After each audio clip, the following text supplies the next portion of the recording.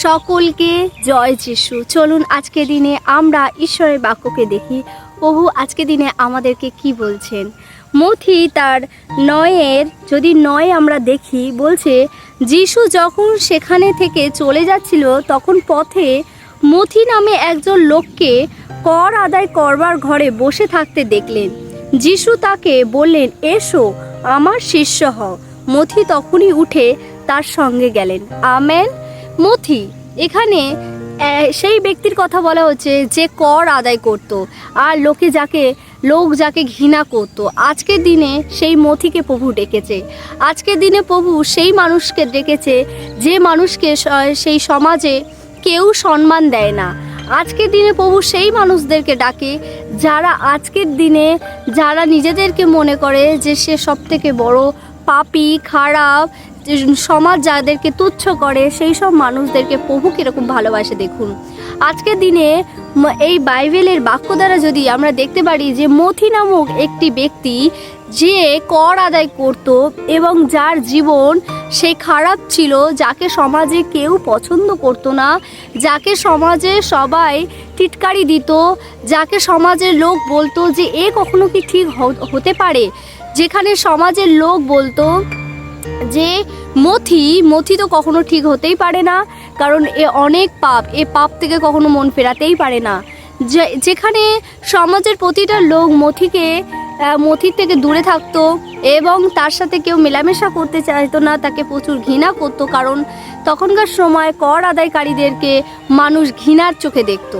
তো পরমেশ্বর দেখুন সেই রাস্তা দিয়ে যাচ্ছে আর সেই রাস্তাতে মথি বসেছিল।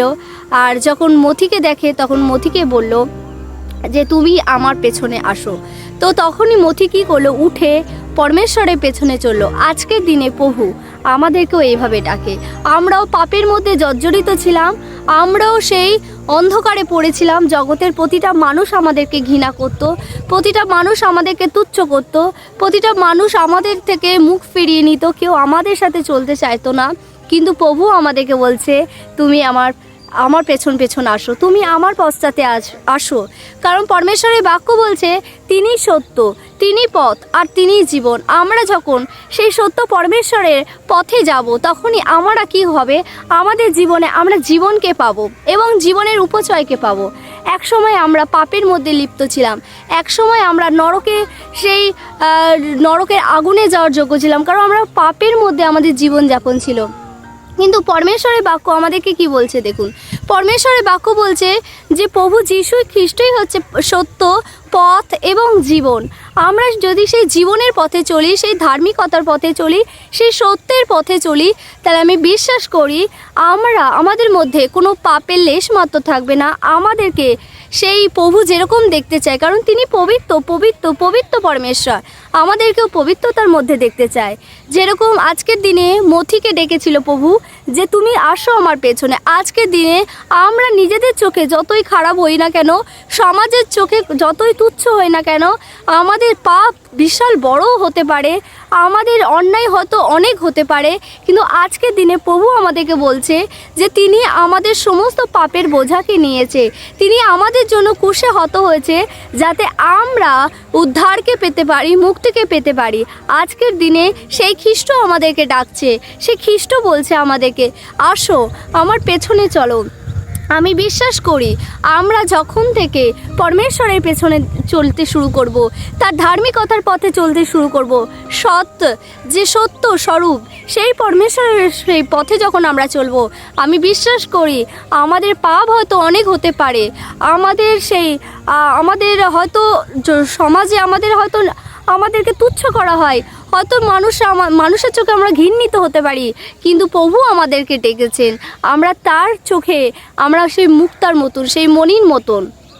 তিনি কোনো রূপা, কোনো টাকা, কোনো সোনা দিয়ে আমাদেরকে কেনেনি, পরমেশ্বরের কাছে আমাদের দাম এতটাই যে তিনি তার সে মূল্যবান রক্ত দিয়ে আমাদেরকে কিনে নিয়েছেন, যাতে আমরা পাপের দাসত্ব না করি, যাতে তার আওয়াজে সে যে কল করেছে সেই কলিংয়ে আমরা যেন সাড়া দিই এবং প্রভু সেই সত্য আর ন্যায়ের পথে চলি।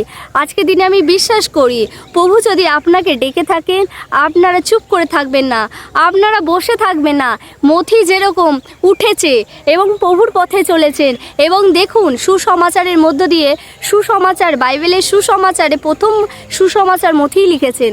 তো দেখুন প্রভু কিরকম তার জীবন পুস্তকে একটা পাপীকে, একটা ঘৃণিত, একটা জঘন্য ব্যক্তিকে তার জীবন পুস্তকে প্রভুর নাম তুলেছে। কারণ কি, সে সঙ্গে সঙ্গে ডিসিশন নিয়েছিল যে আমাকে প্রভু ডেকেছে, আমাকে কোনো মানুষ ডাকেনি, আমাকে স্বয়ং সৃষ্টিকর্তা উদ্ধারকর্তা ডেকেছেন, আমাকে তার পেছনে যেতে হবে। আজকের দিনে আপনি হয়তো রোগের মধ্যে পড়ে আছেন, আপনি হয়তো সমস্যার মধ্যে পড়ে আছেন, আপনাকে হয়তো কেউ দেখে না, আপনাকে হয়তো কেউ আপনাকে সাহায্য করে না, আপনাকে হয়তো তুচ্ছ করেন। কিন্তু আমি এক ঈশ্বরের কথা বলতে চাই, যে ঈশ্বর আপনাকে ডাকছেন, যে ঈশ্বর আপনাকে ভালোবাসছেন, যে ঈশ্বর আপনাকে পেতে চান, যে ঈশ্বর আপনার সাথে সম্পর্ক করতে চান, যে ঈশ্বর আপনার সাথে থাকতে চান, আপনি সেই ঈশ্বরের ডাকে সাড়া দিন। আমি বিশ্বাস করি আপনারা প্রচুর রূপে আশীর্বাদ যুক্ত হবেন, কারণ তিনি শান্তির রাজা। আর যে কেউ তার কাছে থাকে সে শান্তিতে থাকে, নিরাপদে থাকে। তাই আজকের দিনে আমি বিশ্বাস করি এই বাক্য দ্বারা আপনারা প্রত্যেকে প্রচুর রূপে আশীর্বাদিত হয়েছেন। তাই সকলকে জয় যিশু।